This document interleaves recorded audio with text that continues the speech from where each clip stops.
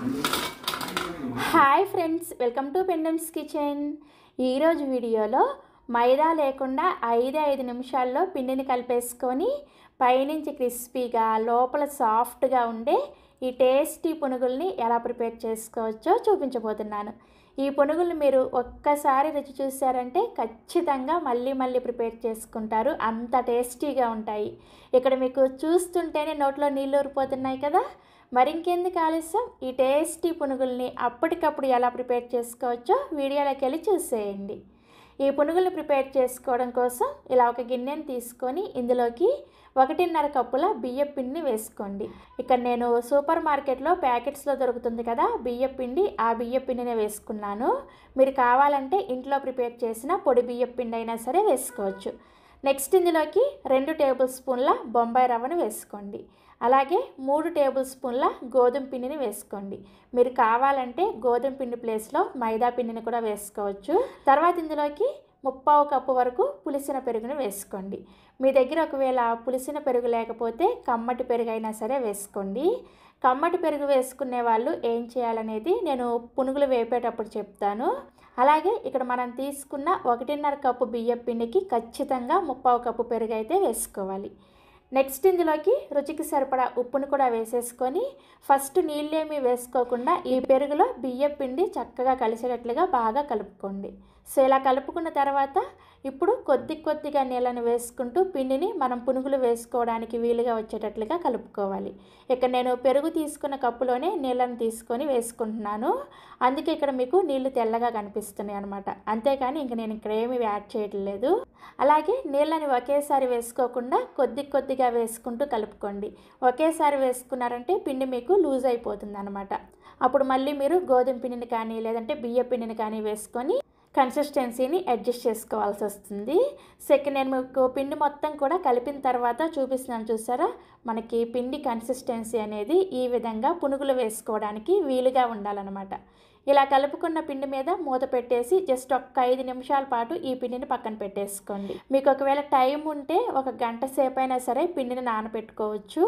లేదంటే ముందు రోజు నైటే ఇలా పిండిని కలిపేసుకొని నెక్స్ట్ డే ఉదయాన్నే కూడా చక్కగా పునుగులు వేసుకోవచ్చు. సో నేనైతే ఇక్కడ జస్ట్ ఒక 5 నిమిషాల పాటు పిండిని పక్కన పెట్టేశాను.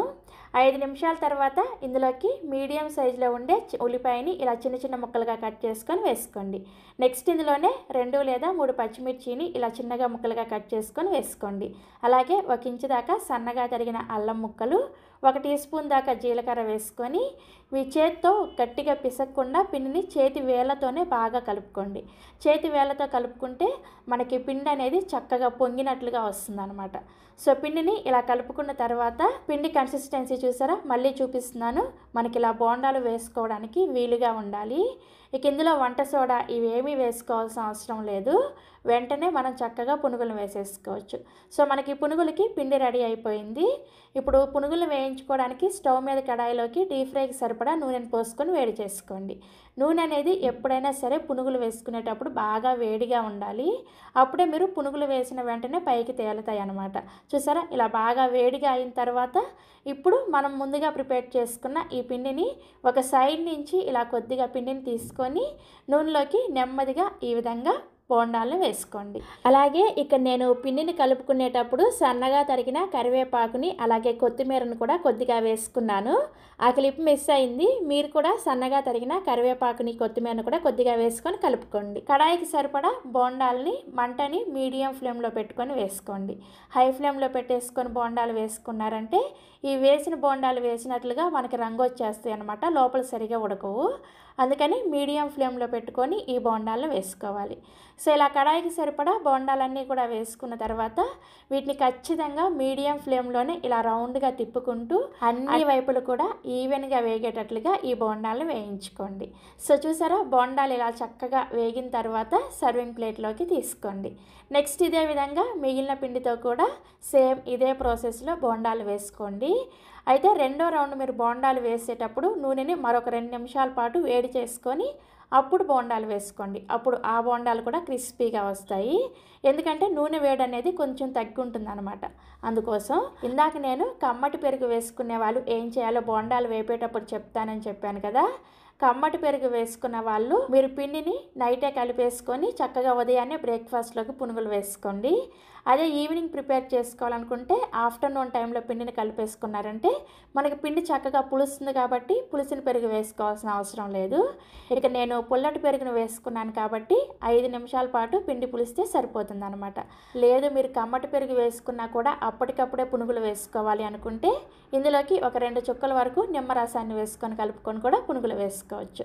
సో చూసారా, చక్కగా ఇలా పునుగులన్నీ కూడా వేసేసుకొని సర్వింగ్ ప్లేట్లోకి తీసుకొని నేనైతే ఈరోజు టమోటా చట్నీని అలాగే పక్కన ఉల్లిపాయలను వేసుకొని సర్వ్ చేసుకున్నాను. ఈ టమోటా చట్నీ రెసిపీని ఆల్రెడీ మన ఛానల్లో పోస్ట్ చేశాను. మీలో ఎవరైనా చూడని వాళ్ళు ఉంటే ఈ వీడియో కింద డిస్క్రిప్షన్లో లింక్ ఇస్తాను, ఒకసారి చెక్ చేయండి. ఇక నేను మీకు ఒక పునుగుని తుంచి చూపిస్తున్నాను, చూసారా. పైనుంచి క్రిస్పీగా లోపల సాఫ్ట్గా చాలా చాలా టేస్టీగా ఉంటాయి.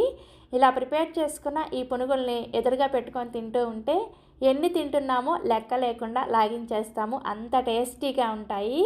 సో మీరు ఎప్పుడు ట్రై చేస్తున్నారో ఈ వీడియో కింద కామెంట్ సెక్షన్లో నాతో షేర్ చేసుకోవడం అస్సలు మర్చిపోవద్దు.